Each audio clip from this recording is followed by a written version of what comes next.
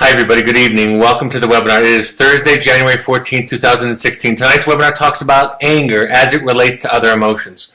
And I think for me, one of the things that I want to get out there first, one of the things I want to be most clear about, I think the most dangerous that our anger is or can become in our lives is when we don't recognize it. And the quote that I was trying to find just before the webinar started comes from the book Letters of Juliet to the Knight in Rusty Armor, where the wife of the Knight in Rusty Armor, and some of you have read these as companion books, she's starting to figure out that there might be some work for her to do. She's the non-identified patient. And I think she says something pretty profound that I can relate to as we begin this webinar. She said, after being accused of being angry, that being her armor, she said, "I confess, I had never thought of myself as being especially angry before. I just thought the world was sadly out of balance, tilting in an unfair way." And I think that is many people's experience, right? They don't experience it in here. I experience it out there, right? I don't own my anger. I don't see it as something that I'm feeling and responsible for.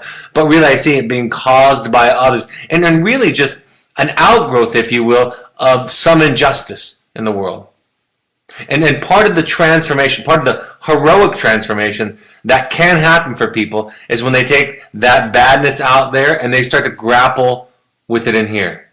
What's going on inside of me? What am I feeling? What am I responsible for? So I wanted to start with that idea, that concept, because it really does create a foundation for what we're going to be talking about. I'm going to talk about it in terms of your children, students and students and clients, but also, of course, as always, there's a parallel process with us as we look at how we deal with our emotions and how we use our anger. The first thing to understand about anger is that it can often lead us. It can come from a place of feeling powerless or small or threatened, and I'll talk about all the things that it can come from a little bit later. But our impulse is to try to demonstrate power, to get big, to get large. And in relationships, what we know is that power and intimacy are exclusive of each other. Right? To the extent a relationship is based on power, there can be no intimacy. Because power does not see the other. Power tries to dominate. And intimacy is vulnerable and open. And so anger is a disruption to that and can lead to this attempt that a lot of us put, that we want to put up this wall. We want to take back control. We have a sense that some of our control has been taken away from us, that it's being threatened. And so our response is then to try to exercise, to experience anger and then to exercise power over somebody or something else. Part of what we do as parents, part of what we even see out in the field with the clients and the staff and us, the therapists, is our inclination to try to manage with power, right? To try to say, I have control over you. I do this trick question with the staff when I do a training on this, and I say, how many of you have used your power over a student inappropriately? By sarcasm or teasing or something like that. And a few hands go up in the room. And my response is, that's a trick question. Everybody has done it at least once if you've done this job for any length of time, right? You've relied on the easiest way for things to go your way, to deal with your own frustration, to deal with your own limitations. And that's really what it is a lot of the time, is our own lack of capacity, our own lack of bandwidth. And so to get things back inside of what we can tolerate, we get big, we get loud, we get angry, and we try to coerce people. I talk about this with staff a lot of the time. It's the decision about whether something is going to be efficient or whether we're going to develop the relationship. Because communication skills is not necessarily efficient. It takes time and it's slow. And sometimes there's this saying in crisis or applied to parenting that oftentimes we take the approach that gets us into a port in the storm. Any port in the storm is the saying. And then sometimes we don't want to listen. We don't want to unpack the feelings. Sometimes if it's a matter of safety, we don't have that luxury, right? But even in times when it's just inconvenient, we can exercise our anger. We can get intoxicated by it and revel in it and use it to get what we want. And the other way is going to be slower, especially for us, to begin to look back underneath the layers of what we're feeling beneath the anger can be a very inefficient process. Of course, posturing, language, swearing, anything that can be intimidating can be a part of this. Defiance is one of the ways that this is exhibited in our children. And that is why, and this is, I can't say, it's so simple, but I can't say it enough. That is why if we start to learn to understand, to listen to the defiance, what is it telling us? What is cutting on yourself telling us? Can we replace frustration, fear, and anger with curiosity? That's one of the advantages that we have as treatment professionals with your children, is I'm less inclined to be anxious or frustrated with your children, right? I have, because they're not my children, an easier time being curious. And then when I become curious, I'm more likely to evoke from them a process that can be healing and can be transformative. I was just giving a parent presentation last night in Salt Lake City at a treatment center here. And this young woman that was in the treatment center, there were teenagers and there were parents there. And she expressed this exact sentiment, that her mother's reaction to some of her self-harm made her feel unsafe, that she didn't feel safe. She didn't feel like her mother could contain it. It was too triggering for the mother. And somebody asked, one of the other adults asked her, if your mother had been curious, what would that have done for you? And she said, I would have felt safe to talk about it. So beginning to to deal with our anger and to move through it.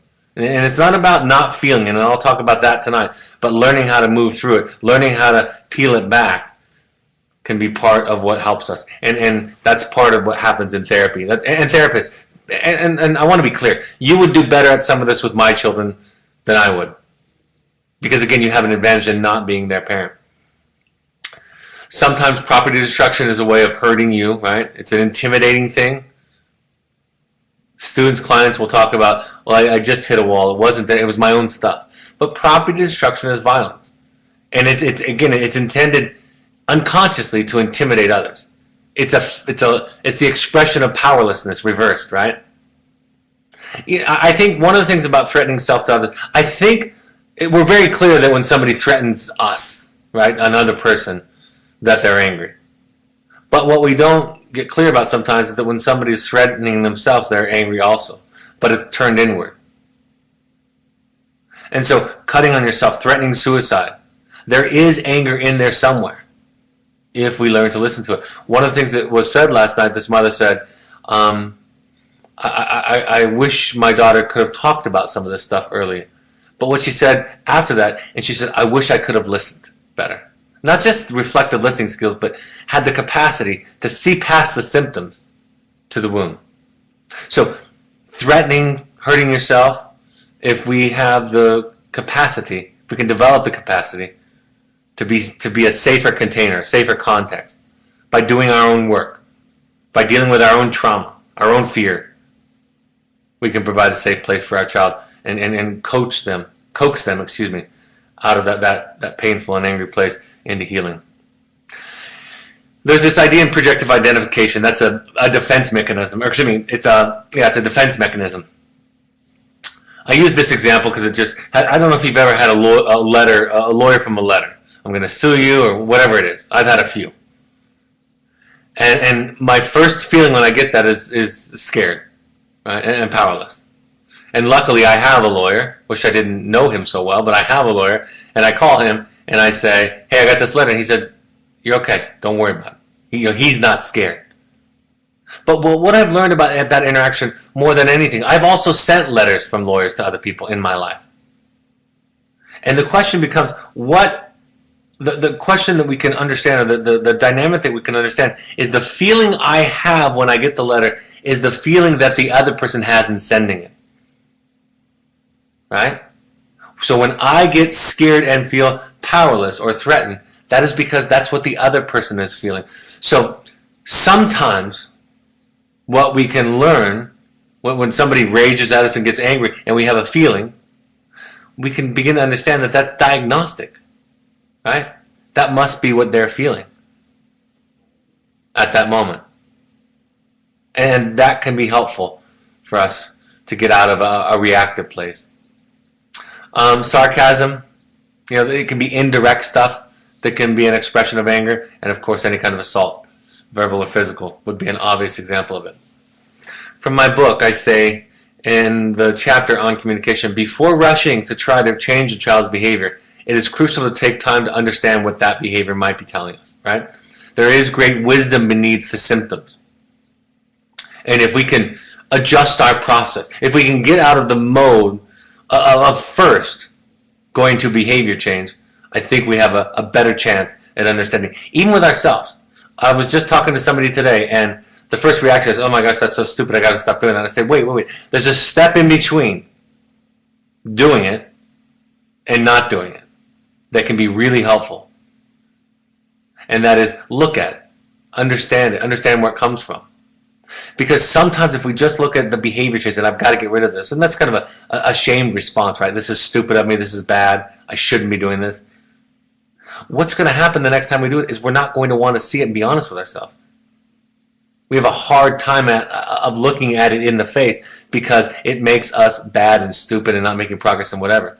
So if we can learn to look at it and learn to understand all of it, we can actually heal through it and move through it in the process. And that's why I say, no matter what the feeling is, no matter what it is, my first inclination is to not to try to get rid of it in you or in another or in your children, is to understand it and to help them understand. And again, it goes back to this idea, we're teaching people how to think, right? We're teaching them how to do something on their own so when they're not with us, they can have the skill. And clients do this so well. I did an intensive some weeks ago, and one of the clients, it was a family intensive, and one of the clients was a young woman. And she had two sisters also with her. And she was the identified patient. She was the one in treatment, and then she had her two parents there. And what we all noticed and honored by the end of the intensive was she had some awareness. She could hear things that nobody else could hear because she had been practicing this new way of being. Sometimes we can become intoxicated with our anger, right? Sometimes, and I say this, when we talk about some anger management skills that happen a little bit later, you all know the experience of running several metaphorical stop signs and running into that wall. I know I'm not supposed to do this. I know this is ridiculous. I don't care. I'm going to do it. So our anger, in the lower levels of anger, we have anger. In the upper levels of anger, it has us. And then we don't care about skills or tools or help or anything. So if we get to that point, we're going to talk about that tonight. What can we do to avoid that cycle? We use it because it works. I think about it so simply that sometimes yelling at my children or getting loud works. Raising my voice, getting big, scowling works. I get what I want. That's one of the dangers. The relationship between anger, being a victim, blaming, and self-medicating. Not all victims become aggressive. Not all victims become abusers, domestically violent, right? But all domestically violent people are victims. And I'm not talking about something happened to them. I'm talking about the fact that they feel justified. They blame. They're not responsible. So when we are abusive, we are really taking a victim stance. We're not owning it. And part of what happens is this pattern solidifies over time. And it can be a part of self-medication and addiction. We just numb out. We don't feel. We don't want to feel uncomfortable. We don't want to feel anything unpleasant. We definitely don't want to take ownership for what we're feeling and what our choices are. The primary gain of anger is that it is a release, a cathartic release, right? We get some energy out. Remember, anger is self-protection in a lot of ways. Anger is a fight and flight mechanism, right? Something is happening and I'm feeling threatened, and then I have all this energy, all this power, if you will, to protect myself, to run away from something, or to fight something that I need to fight. So anger serves that role. The secondary gain that happens for us is the attention and reinforcement in our circle, in our context. What do I get out of other people? Right? I can intimidate, I can control people, I get other people to back off. Right? Sometimes I might even get anger that doesn't necessarily evoke this all the time, but sometimes I might get sympathy. But secondary gain is the behavioral reinforcement, the behavioral changes around me, and primary gain is what it serves me intrinsically. One of the things I talk about that's hard for a father, for me as a father, and for mothers and fathers all over the place, is that we sometimes try to apply the same kind of principles at work and at home, and it's different. It's not the same thing. The same things, it's not the same way, it's not the same relationships in some ways, right? In work, if you're the boss, you ask for a pencil and you get a pencil. And then you walk in the door at home, you ask for a pencil and somebody gives you a sponge, right? You don't get what you want at home just by virtue of your position, which is sometimes the way that it goes at work. Things run a lot smoother and efficiently at work. The first thing that we talk about when we talk about emotions often is that it is a secondary emotion. Anger is a secondary emotion. There's always something beneath anger, right? Always something a layer or two or three deep. I just listed a few possibilities, and the list could go on. Scared, afraid, anxious, embarrassed, humiliated, hurt, threatened, sad, abandoned, rejected, powerless, insecure, guilt, ashamed, jealous, and there are more. And why don't we want to feel these? Because these feel vulnerable, right? Anger does not feel vulnerable. And we lie to ourselves. We deny these. We deny these in ourselves, and we deny these to other people. But in fact, I want to tell you, I learned this primary and secondary emotion thing. I learned it in therapy when I was 15 years old. I remember the session where my therapist taught me this. And part of why I say that is because this is one of those tools, one of those skills that can stick with you for a lifetime, and it's not new. And it was said to many people before, known by many people before I learned about it as a teenager. But it's one of the skills.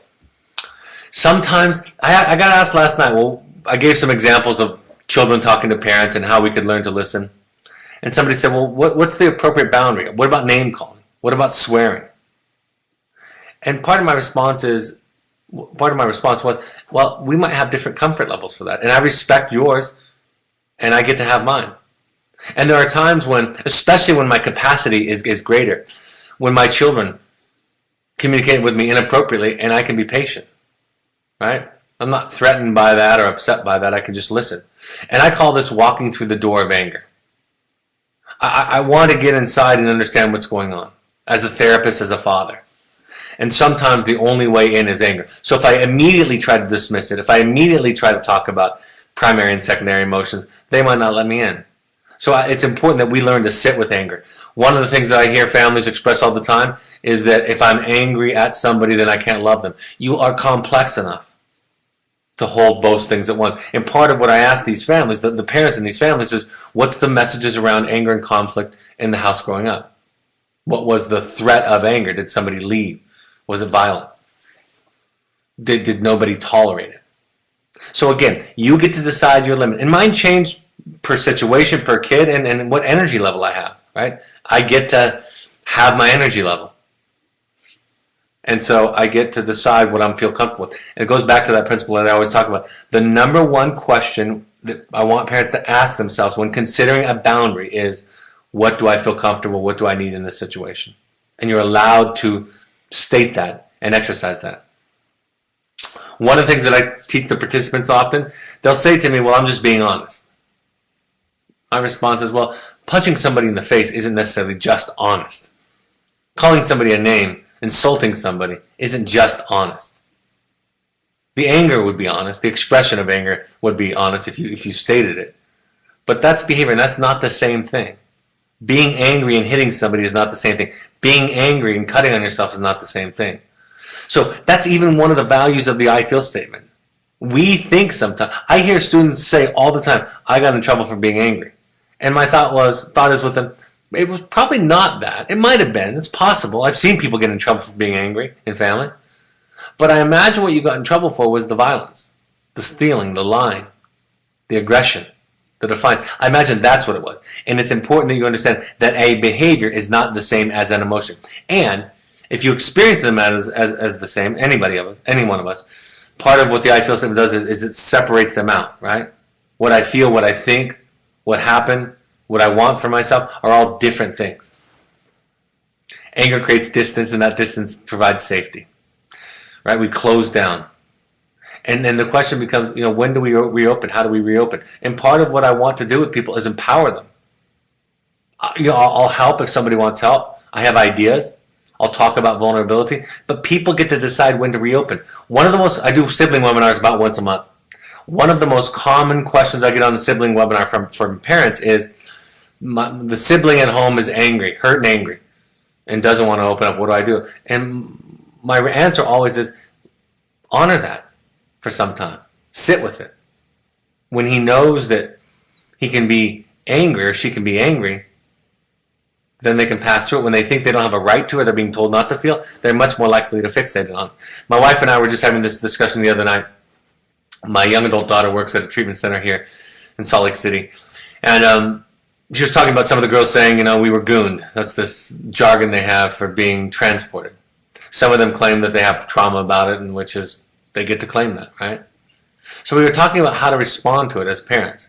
And part of the discussion was, the parent didn't have much of a choice. They had a choice, but they didn't have much of one.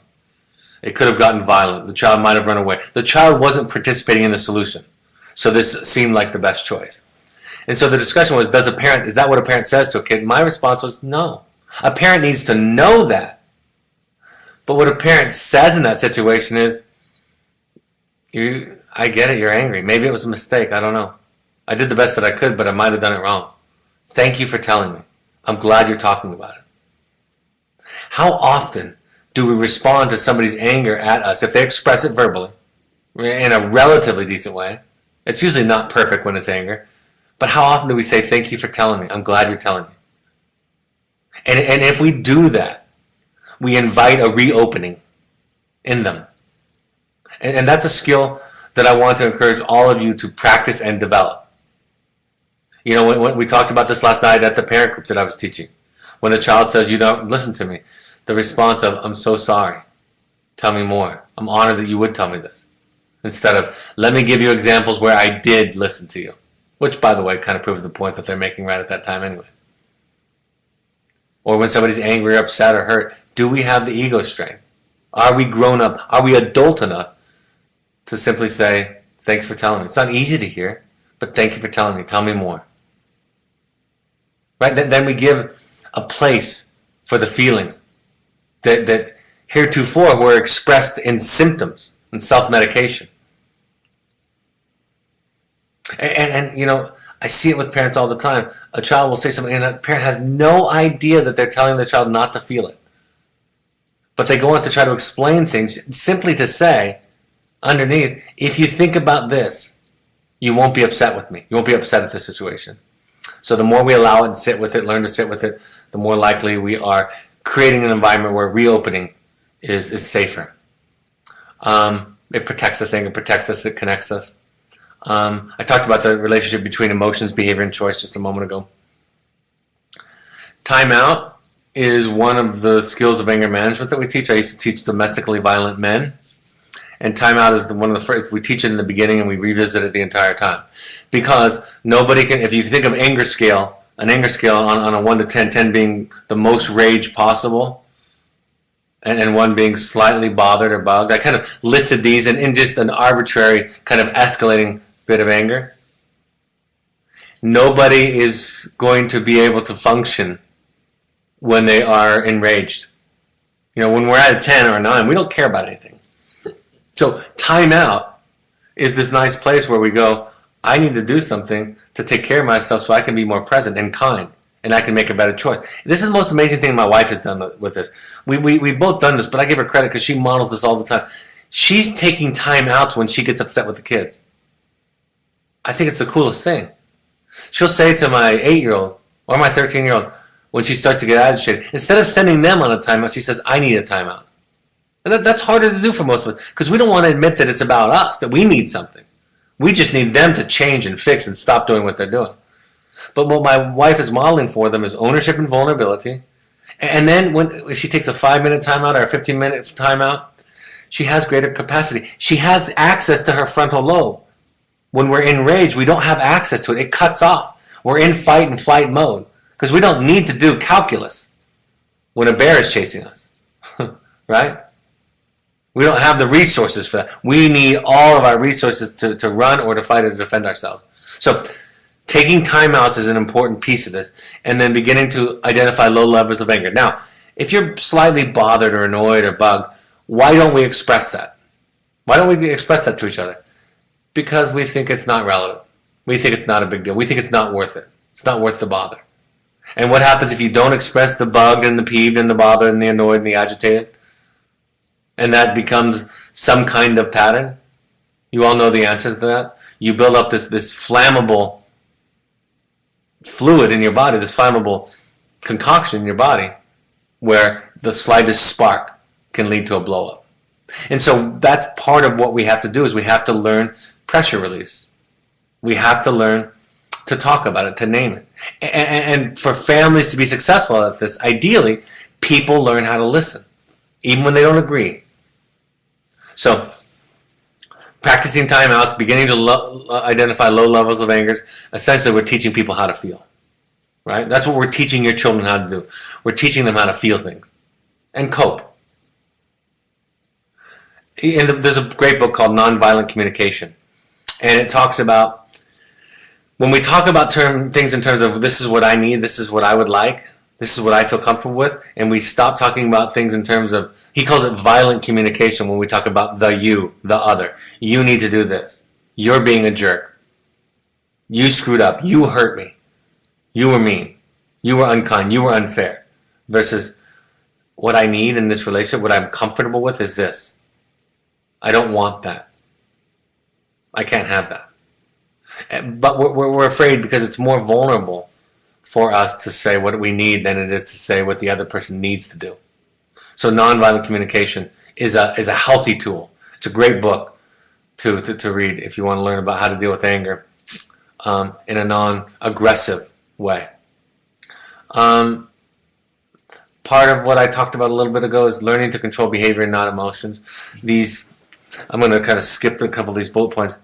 What happened with the domestically violent men is they would enter into this cycle of violence. This thing that I've listed at the bottom. The cycle of violence has 3 stages. The violent episode, the honeymoon phase, where the husband, in these cases, the husband apologizes, promises he'll never do it. I'll go, here's some flowers. I'll never do it again. I'm so sorry. I'm such an idiot. Right? And then that goes right into the tension building phase. Because why? Because he doesn't have the tools to process and communicate his anger. So he holds on to it. Last time I got angry, he thinks, I got in trouble. So I'm not going to feel it. And I did research with these folks. And almost all of them describe their partners, their violent partners, as going from 0 to 100 in an instant. And that explains where this comes from. Right? I would ask them at week 1, I would say, what do you think the goal of this class is? The class went for, at first it went for 36 weeks and then we cut it down to 18 weeks. What do you think the goal of this class is? And I would ask them in the beginning, and they would say, to learn how to control our anger. And I said, no, to learn how to deal with your anger and learn how to control your behavior. And then I would ask them at the midterm, same question. And several of them would say the same thing. And even after the end, after having those 2 sessions where I explained no, I would ask at the last week, what's the goal of this class? And some of them, 1 or 2 of them inevitably would say, learning how to control my anger. And what we mean by this, not feel it, right? Push it down. Instead of learning how to deal with it, learning how to cope with it, learning how to hold it. Ownership, we can learn to own it. I talked about that already. We can learn to own it and be responsible for it instead of the victim. All of these domestically violent men had a strong victim theme in their life with their partners whom they abused physically. It wasn't my fault. She was in my face. Many of them described that the women would get in their way when they were trying to leave or say something extraordinarily volatile when they were trying to leave. That was not an uncommon dynamic because these women in some ways would rather be engaged violently than run away. And that's not the profile of all of them, but there were several enough that it became a theme in our research study. But for the men, it was not their. It was not their fault, right? The relationship between alcohol and violence. When you take a timeout, they tell you, do something physical if you can, don't drive a car, and don't drink. The incidences of men that get arrested for domestic violence who have alcohol in their system is extraordinary, 80 or 90%. Okay? So it is a phenomenal correlation. Almost all of the clients, about 80 or 90% of the clients that I work with, that was the case. So drinking is not a good steam blower offer. And I've described the cycle of violence. And we want to interrupt that cycle. How do we interrupt it? We learn during the tension building phase to not let the tension build. We learn to process it. I want to say something very clear. You can have ownership, but you can be authentic. And here's what that sounds like. I'm struggling right now because I'm angry. I was talking about this on the staff supervision call today. Same kind of thing. Staff was asking, how do we stay present? How can we be nurturing if one of the students is, we're getting angry with them, getting frustrated, even starting not to like them? And I said, if you start the sentence off with, I'm struggling, I have some anger and some resentment that's building up, but I got to figure out how to deal with it. See, it's all in here. It's about what I'm doing and what I need to do. You're not doing it to me. So we can be both honest and authentic and also own it at the same time. And that's why I say, parents, I'm not telling you not to feel things or not to express your feeling. There are times when it would be appropriate, when it's volatile and raw, to share it with somebody else, to another adult before you go back to the child. But one can be authentic if one owns things. And what I try to say with my children, my blow up yesterday when I raised my voice at you, that wasn't about you. What you were doing was about you, but my inability to deal with it in a healthy way, that was me. Those were my limitations. So I'm being authentic and I'm owning it. Meta-communication is a concept in communication theory where we learn, it's what we really mean when we're talking. Not the words, not the syntax, but what we mean. And part of anger management training is, part of therapy, I'll say, part of therapy is to get what you mean in line with what you're actually saying. That's a lot of what I do in sessions. I'm helping people say, so here's what I think you're feeling. Here's what I hear you saying. Is that correct? And part of what I'm doing also is helping them go down in the layers of vulnerability by doing that. So I'll interpret them. You're really scared. Beneath the anger was scared. Beneath the anger was embarrassment. Beneath the anger was powerlessness, all those primary emotions that we talked about. Can I hear that?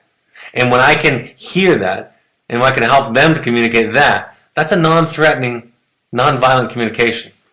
So meta-communication is the process in some ways of therapy. It is looking at the surface layer. Same with the symptoms that your children have. It's looking at the surface, looking at the self-harm. So much, folks, of what our children's symptoms would tell us if they could talk, and they eventually can in many cases, is, I'm angry at you. I'm angry at you. I'm angry at life. I'm angry at a lot of things. I'm angry at friends in high school, whatever it is. Society. And so we have to develop capacity. We have to develop tolerance. We have to develop the ability, if we want to be a part of the solution, to sit with it. And since you're going to be them, hopefully for the rest of your life, we would want to teach you those skills. We would want you to see differently, with different eyes. You can ask the group, Michael is saying that my video is frozen. I'm looking at it, it doesn't look frozen. So will you let her know if video is frozen? Then Michael, you can let me know. I'll wait just a moment. We're almost done. Michael might have to restart if it's just hers. Then I just realized she can't hear me. So I'm going to go off private chat. Can the rest of you hear me? And is my video frozen for the rest of you? The video is frozen? Or I guess I asked two questions, which is ridiculous. Let me ask one question. Video is fine. Not frozen. There you go. Don't you love when somebody says, am I frozen or can you hear me? And someone says yes, and it's like, that was a silly question. So Michael, I am going to kick Michael off. And then she'll just have to be back on. Since she can't hear me, that's all I can do. Just give me a few seconds. Log in and off. I'm just going to text her because she's texting me because she can't hear what I'm saying.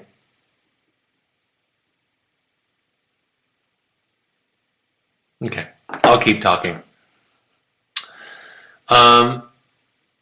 if we don't name our anger and talk about it, it's not going to have less control, not going to have less effect on us. If we can learn to name it, we can learn to process it, we can learn to deal with it, we learn to feel, we develop a capacity to hold it. If our family doesn't have that skill set, that ability, we develop it with each other. We look at our own background and find out. So part of what we can do is name it, sit with it, look at it. And that's part of what will be the healing. Part of what will be the thing that helps us to move through it. Trying to identify primary emotions, but again, with your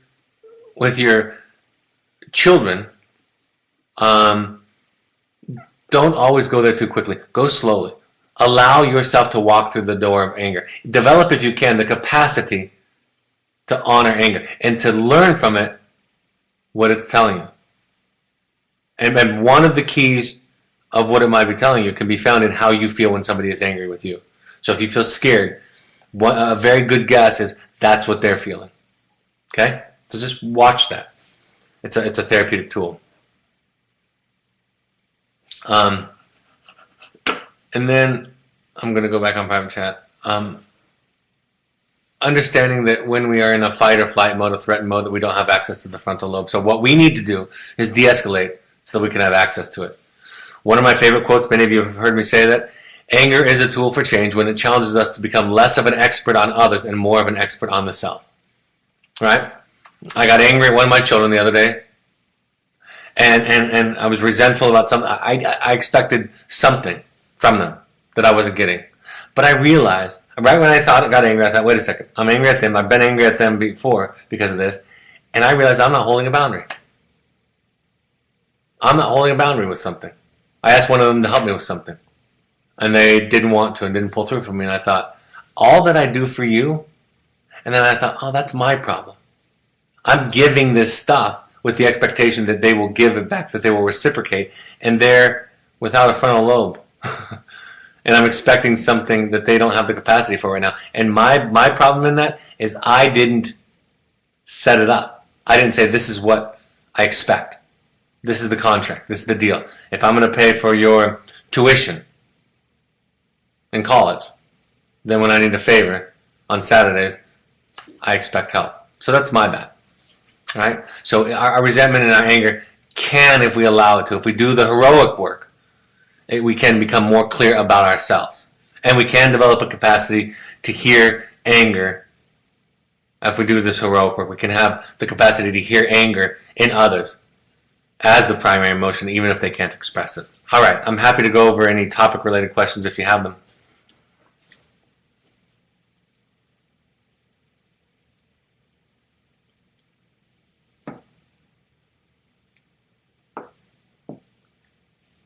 None have come in. Well, I have some announcements, then we have one more live topic slide. Here are upcoming workshops. Here is upcoming intensives. I want to be clear. Finding you and heroic parenting are different in this one way.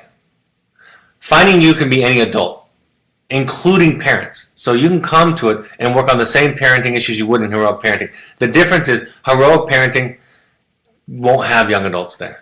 Right? You have to be a parent of some type. You don't have to be an Evoke parent, but you have to be a parent. So I get a lot of people asking me questions hoping for a heroic parenting. It's the same workshop, except for at the Finding You, there can be young adults. There might not be. And when we've had young adults come to, we've had it on a few occasions, come to the workshop with parents, it's a great balance. They learn a lot from each other. It's fantastic. So I just want to be clear. And then Heroic Journeys is something altogether different. And then, of course, we can have private intensive. We want everybody that can to come to these workshops. They rave about them. Pursuits is our adventure program for families and individuals. You can go to our website. We want all families to go to 6 of these. It is our expectation that you'll go to 6 of these while your children are with us. And don't wait till the end. Follow us on social media. You can get announcements and announcements and great content, inspiring content. Twitter and Instagram, Facebook, and our blog. And then the paperback comes out on January 19th on Amazon and BarnesandNoble.com. Or you can go to our Parent Book Foundation Alumni, our Parent Alumni Foundation book page, and it has listed by categories a lot of therapeutic books that our therapists have contributed to, and a percentage of your purchase there goes to charity. All right, any live questions before we wrap up?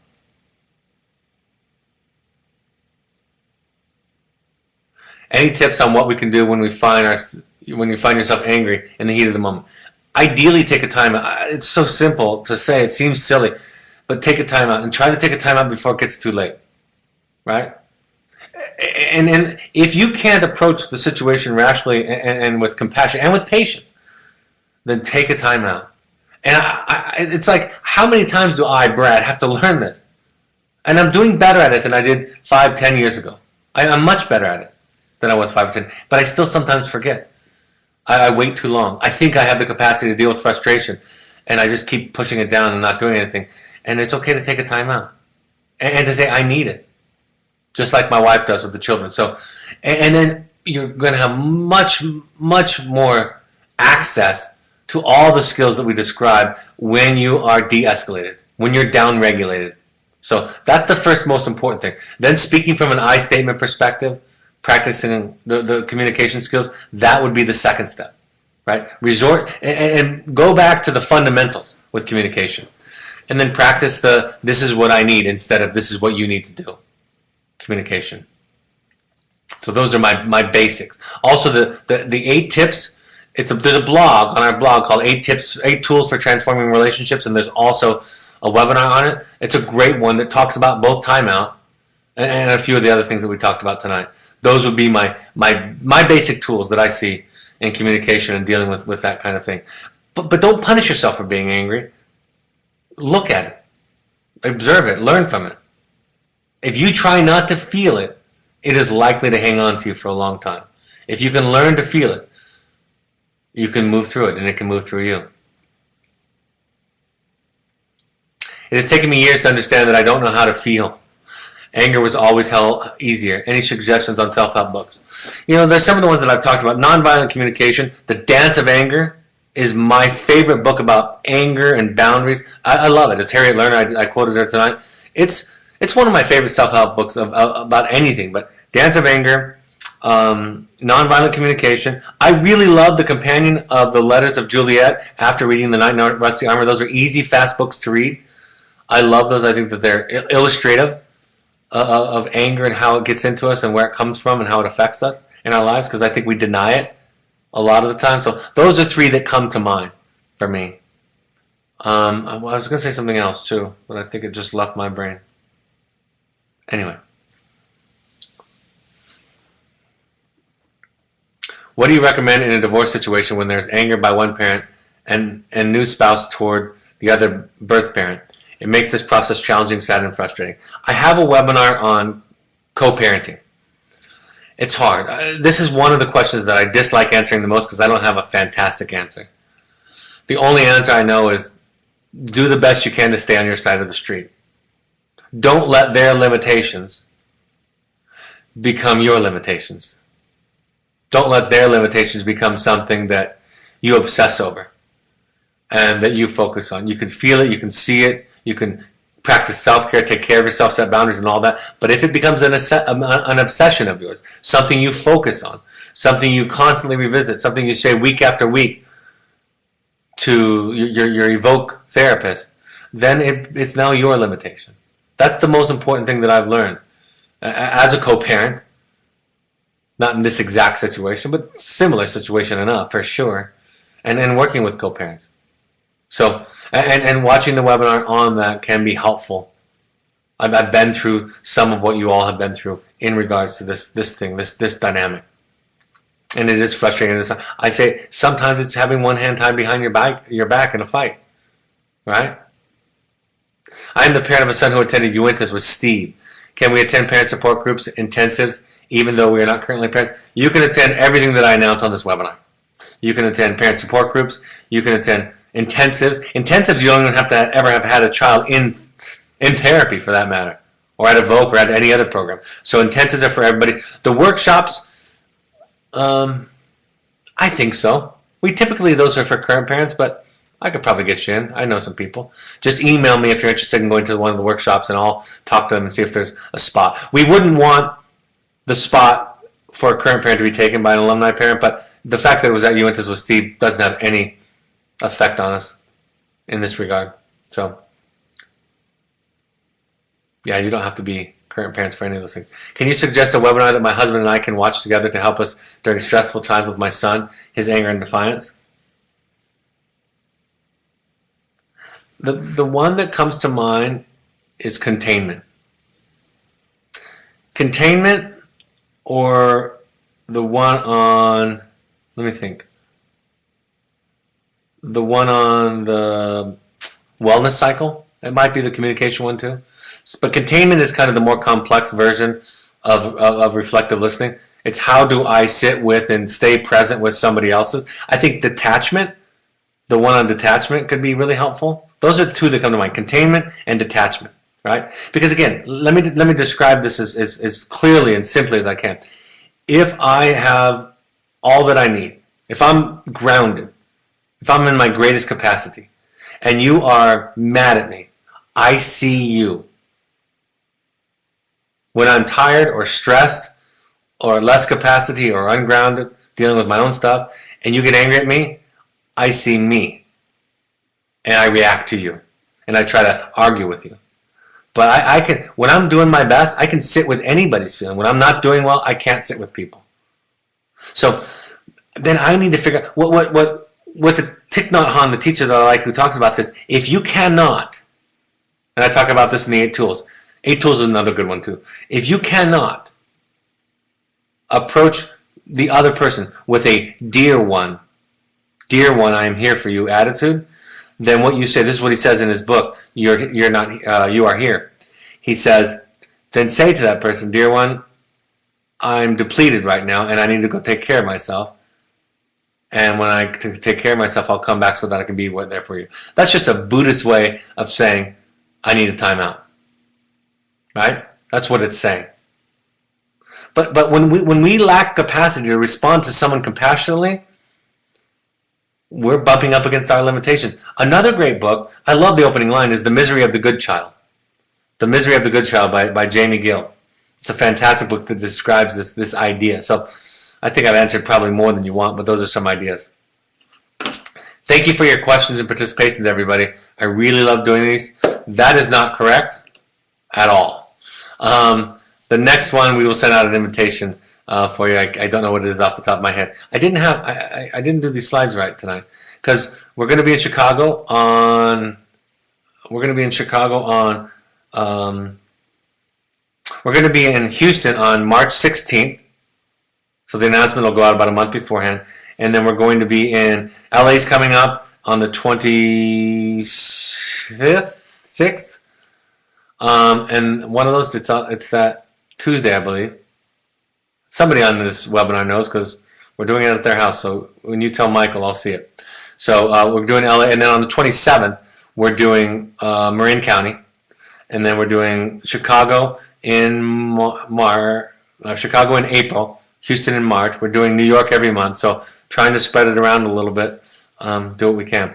It is in North Hollywood or Studio City on the 25th, and I just didn't have the right slide up. I apologize, but I want you to have some of that information if you live in any of those areas. So we'll give you the announcement on the next webinar as soon as possible, and have a great evening, and I'll talk to you folks next week. Take care. Bye-bye. Oh, in Chicago, it's in Northbrook, and it is April 20th, I believe. So March 16th and April 20th, those are the two new ones. But you'll get an announcement. And it was on the last webinar at the end, and it'll be on the next webinar. Also, I'll announce it because I'll have the date up. All right, folks. Have a good night. Bye-bye.